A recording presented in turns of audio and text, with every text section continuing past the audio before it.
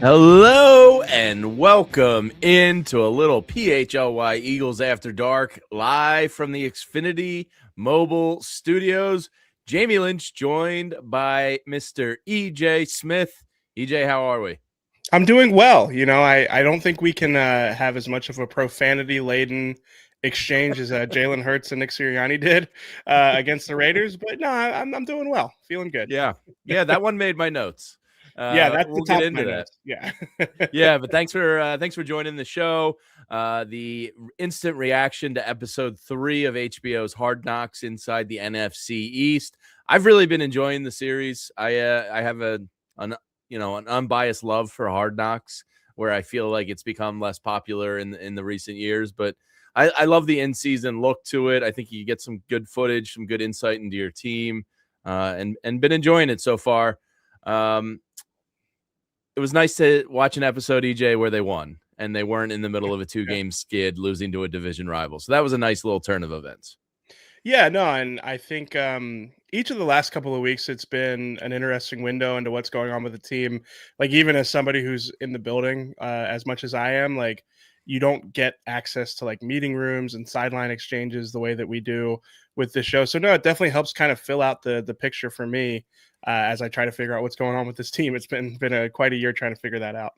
Yeah, and we'll get into all the notes, but I did think my second note on my notepad here is the presence of Scott Loeffler, last year's Bowling Green. What was his title there? Not head coach. No, he was head coach. He was the head coach. Yeah. No, Yeah. So yeah. Scott Loeffler, now he's the passing game coordinator. Is that the title? No, he's the quarterback's coach. Parks coach. Frazier Okay. is the pass game coordinator. Okay.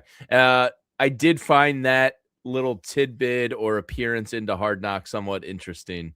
It was a look into the quarterback room with Jalen Hurts, but some people are speculating online if there's been a heavier influence from other sources in the Eagles offense the past 2 weeks. Yeah, no, I mean, I thought his presence was noteworthy. I think also, like, I think it's pretty apparent even just from watching the Hard Knocks clips. Like, I'm not saying that Nick Sirianni isn't always somewhat involved in the offensive process, but I do think you could kind of tell even just from watching some of the conversations he was having during practice with some of the guys, the exchange with Jalen Hurts that we'll get into here. It did seem like you can see the hints of his increased involvement from the last couple of weeks, even in the show. Yeah.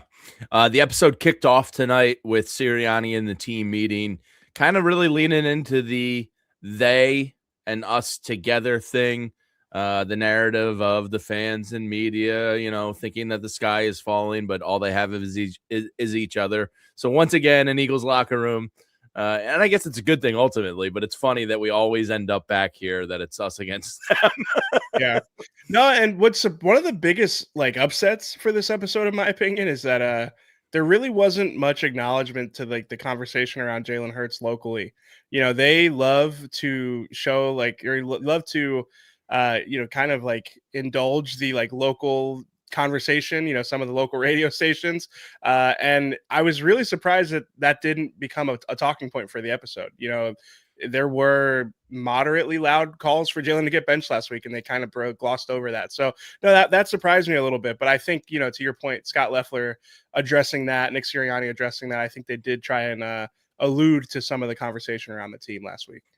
Yeah, I too was surprised that they didn't have another WIP montage, because in episode 2, I mean, they sounded like absolute lunatics in the way that it was packaged together, but it was the narrative of the week there, and I was surprised they kind of skipped it over coming off of a third loss.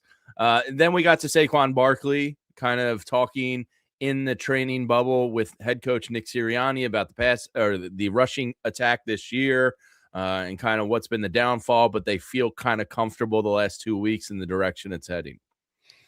Yeah, no, I found it interesting. The exchange with Saquon, he was talking about finding ideal looks. I thought that was noteworthy. But yeah, no, I mean, just generally, I do feel like I said, like Nick's presence on that side of the ball, his sort of being involved, talking about the plan. I think you can kind of tell in hindsight that he's taken a bigger role there. And then finally, we got to look inside the barn It opens with Liev Schreiber saying Lane Johnson one day will be in the Hall of Fame, but right now he just misses the field. And you got to look inside Lane Johnson's famous barn.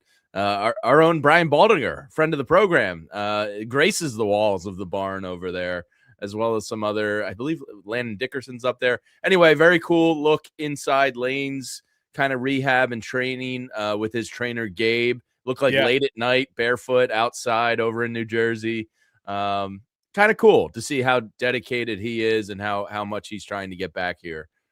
Yeah, no, I mean, I thought it was important that like you see Gabe Wrangle there because from being around Lane for such a long time, it's like, Gabe is a huge part of this. He is a big part of not just like Lane's hyper intensive workout regimen, but also like Lane the person. They're very close. So I thought it was cool. I thought it was cool that he was kind of included there. And yeah, no, I do. I think it's also like a good reminder of like what it takes to be Lane Johnson. I don't know about you, Jamie, but like 60 pull-ups sounds pretty ridiculous to me.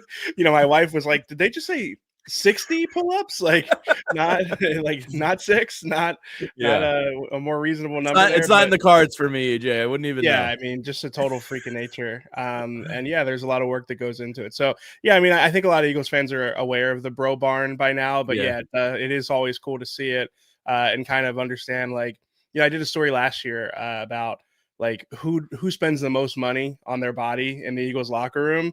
And the answer is Saquon, but I think Lane is a close second. And I think the bro barn is an illustration as to why. It's very cool. I mean, if weightlifting is your thing, and that's a cool place to just hang out with the fellas. Where does AJ Brown rank on that list of body investment? It's a good question. AJ, when I talked to him about it last year, he kind of downplayed his like massive investment. I think the thing is that like the thing I heard about Saquon is that like he's got people. He's got like masseuses and probably I don't know about nutritionists, but like there's just a lot of personnel that help him get to each week. I mean, even down to like Saquon will like fly trainers in a lot, even in season. He'll have trainers come in for a few days and he'll pay for their hotel when they're there and everything else. So that stuff definitely does add up. But for Lane, it's like equipment. Again, it's like you see the bro barn, like he's got like a hyperbaric chamber. Like, these guys, man, they are pretty intense about this stuff. Yeah, I didn't spend too much time. I did gloss through kind of the Commanders and Giants stuff a little bit, but I did want to see the Zach Ertz kind of send off or touch point this week. Tough to see. I hope for Zach, like if he wants to come back and give it another go, like he's able to. But it's kind of sad to see a guy and an Eagles all-time great kind of career end there before he wanted it to. Yeah, just kind of like walking around on crutches in the Commanders facility. It has been interesting watching the like last few years of Zach Ertz's career. He's got like a longevity now that I think is admirable. But yeah, no, I mean I don't know. I'm curious to see like if and when he does retire eventually, whether it's this year or next year or a few years from now, like how he's received by Eagles fans, because obviously he's going to be like a franchise legend. But I want to see like to what degree he falls on that spectrum there. So I found it noteworthy because some guys, like when they tear their ACLs, like they're out. They are doing their thing. Understandably so. They are focused on the rehab element of things. So I thought it was noteworthy that he's still around the facility, and he was seemingly like taking a part and trying to help them finish out the season. Yeah. Then we got back to the Eagles, and it was the Jalen Phillips portion of the evening. Cool to see him kind of just integrate himself with the teammates and be one of the guys. And Kobe Dean popped on a couple times talking about like what a kind of seamless fit it was for JP, as they refer to him, to join the team, fit right in. Cool little look into a new teammate getting mixed in. I believe every word he says about how grateful he is to be here when you come from the Dolphins. Yeah, and it does stand out. Like he's just a good fit, right? He just both from a profile perspective, like high draft pedigree, high school recruit coming out of school, like just height, weight, speed type of player, like, but also just age profile, personality. I thought I didn't know if you picked up on Jihad Campbell and him like talking about like throwing a snowball at the Snowball. quarterback. I wrote that That is down. like that is like the most like Jihad Campbell conversation you could have. Like he is, it's funny because like he got to the Eagles and he's got like the Alabama like like straight laced, very buttoned up persona. But the more I feel like everyone gets to know him, the more they realize he's like a big kid. Like he Yeah. has like that goofy energy. So yeah, no, I think that him and Jalen Phillips are a good match in that way. And I respect Jalen Phillips for sticking to this like the greatest thing that's ever happened to me. Like now I do actually I actually believe him at this point. When he first said it, I was like, that's just some like high level pandering going on. But Yeah. no, I think he realizes the significance for his career. And I can understand from a financial perspective, maybe you do feel like this is the greatest thing that ever happened to you, a chance to play some high leverage games on a big stage before free agency. Yeah, very cool to see that. By the way, if Jihad Campbell is watching right now, I'm pretty sure you'll get a 15-yard unsportsmanlike or something if you I mean, do you that. can't So even stand over a guy these days. So yeah, I feel like a throwing snowball might be against the rules. yeah. Then they sent it back down to Dallas in the episode, and the defensive line coach there in Dallas basically was like, yeah, we're losing us games. It talked about the investment of Quinnen Williams and Kenny Clark in the middle and how it's transformed. It's very fun for me to watch that, knowing the result of the Minnesota game and to see the hope and then the disappointment of an entire city of Dallas all at once. I really, really enjoyed those highs and lows there for the Cowboys fans. Yeah, definitely a different energy in the Cowboys defensive line room compared to the Eagles defensive line room. I feel like Clint Hurt has been a big winner from the Hard Knocks series so far. You Yeah. can kind of get a good look at what his room is like and sort of the presence that he has in there. So yeah, no, I definitely, it was interesting the different, even like the Commanders defensive Look at line room. myself in the mirror. Yeah, Look at myself in the mirror. yeah, it was pretty intense stuff there. The Commanders' defensive line room is pretty like navel gazy too. Like a lot about like like I understand like you try to bring perspective to it, but it definitely was a different energy than what Clint Hurt's bringing to that room. Yeah. And then we got to the game. And one of my first notes is our coworker, Mr. BG, gets the Fountain of Youth shout out in the game. It was very cool to see BG get those 2 sacks and cool of them to highlight and point that out. Yeah, no, I really enjoyed his explanation as to for the second sack where he's like, I was going for the ball, I fell to the ground, I just grabbed somebody's foot. Like I finally watched it back after hearing that. So you have to check out BG Unblocked to hear him talk about that second sack and how it was kind of a chance encounter for him. Yeah, new episode of BG Unblocked tomorrow because of the Saturday game this week. So make sure you subscribe. Get it where you can get your podcast, but Unblocked with Brandon Graham, check it out. And Bo Wolf, it's a great podcast. Then we got to Sirianni and Ertz. Yeah, this was the big one for me. Yeah, I thought it was a cool, playful, not very head coachy, kind of like cool exchange between the two of them. Like, you better bleep and say that was a great design, and it looked like they had a good relationship. Yeah, no, I mean, I think, yeah, they definitely like it. It looked like two guys who had been, had like, yeah, who get along and understand. But the thing that stood out to me was like, you just don't see Jalen that demonstrative. And I thought it was like significant. Like Jalen gets to the sideline, he says, I told you I got you.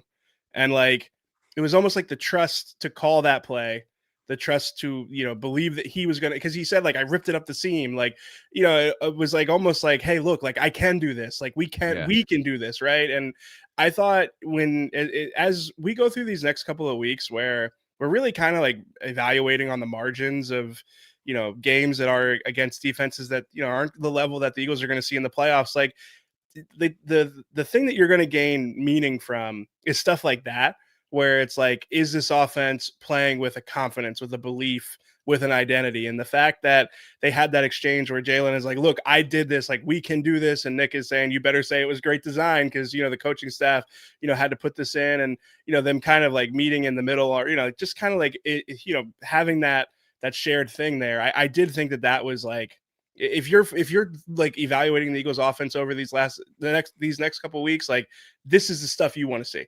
Like you want to see, not just Jalen Hurts like ripping the ball up the seam for a touchdown pass to AJ Brown. You want to see like the residual effects of it lasting into the postseason.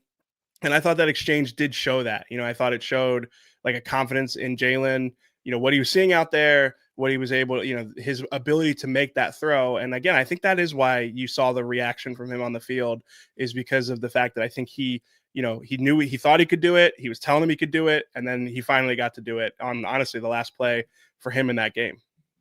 Yeah, it seemed like he did kind of, make his case for the shot there. And that had to feel doubly good pulling that off. Very cool. The defense just ridiculous. Yeah. I mean, I guess I realized it in the moment. I spoke the words with you on the post game about how good the defense was, but it almost feels like it was. And I tried not to do this, to be like, oh, it was just the Raiders. I don't care who it was. It was 75 yards of total offense. They absolutely decimated an NFL team that earlier this year beat the New England Patriots. Like, the NFL is weird. They shut them down. Yeah, no, it has since dawned on me since like the post game that like the goal for the Eagles defense wasn't to maintain the shutout. It was to keep them under 100 yards, which is crazy. Yeah, no, it's insane. Yeah. And I think it's the reason why, if you're talking yourself into this team going on a run, it's this defense just turning every game into a rock fight the way that they've been able to. So no, I mean, it's crazy the mixture of like young players on, because like, how did they get here? Right. It's like young players on rookie contracts. It's guys like Jalen Phillips on a prove it deal. And, guys like Adoree Jackson and Marcus Epps, like really settling in. And all of a sudden, yeah, you feel like this is one of the best defenses in the NFL, which is crazy because they were really, really good last year. And they might be better this year, which is crazy to say. Yeah, they might be. My boy Quignon's numbers this year, EJ, are just out of control. Well, one slight gripe, and you might have insight to this just because of the personality. I wish there was a little more Vic Fangio in Hard Knocks, but I could see him being an anti-Hard Knocks guy, though. Like, that was my thought. Was he sounds like the angry uncle that's like, no, get the cameras out of my room. But I would have loved a little glimpse into him. Yeah, no, I could see that, especially like whenever I see the Hard Knocks cameras in the locker room. They're very distinct cameras. They're big cameras. They look like movie cameras. So my guess is that Vic sees those and then turns the other way. runs down the hallway. And then to close out the episode, it was absolutely beautiful, EJ. I really, really enjoyed it. I know you're big J journalism and you can't go too hard down this hole, but I will. Well, give me that scene of Jerry Jones reacting to the season being over, smack in the face to wake up every morning. That was gorgeous. I loved everything about Schottenheimer, just being like, not very good, man, gotta do better. And Jerry Jones, like, couldn't sit still and he was all fidgety in his diapers. Very, very enjoyable final scene to the episode for me. Yeah, I had an ownership take at least, so I can piggyback off of that a little bit. I find it interesting how much Jerry's involved. I guess it's not surprising, but by contrast, like, listen, Nick Sirianni has meetings with Jeffrey Lurie too, but it's like they're not on camera. I think there's a huge difference between those two ownership groups. The visibility in the show, and I think that it's maybe not surprising, but telling is what I would say. Yeah. How about them Cowboys? Well, that's it for episode 3. Good to see the birds in that locker room and BG getting the game ball, get back in that win column. I did notice Howie and Jeffrey seem pretty happy also to get back in that win column in the locker room there. Yeah, no, absolutely. Yeah. But that's really all you see of those guys. It's a big difference. I mean, not to say we won't see more of them. Obviously, we had Jeffrey walking through the parking lot a couple of weeks ago, but just like a different type of thing. It's not like, look how many decisions the owner makes. It's a lot more just like letting the main characters be the main characters in a different way. So yeah, enjoyable episode 3. If you're hanging out with us tonight, hit that thumbs up button before you get out of here. If you're new to the channel and just discovering us, EJ Smith, Bo Wolf, Fran Duffy, 2:00 every day of the week, right here on the PHLY Eagles show. Give us a shot, like and subscribe. Thanks for hanging out with us tonight. Enjoyed episode 3 of HBO's Hard Knocks. For EJ Smith, I'm Jamie Lynch, leaving the Xfinity Mobile Studios. Have a great night, everyone. See ya. We all silly like the mayor.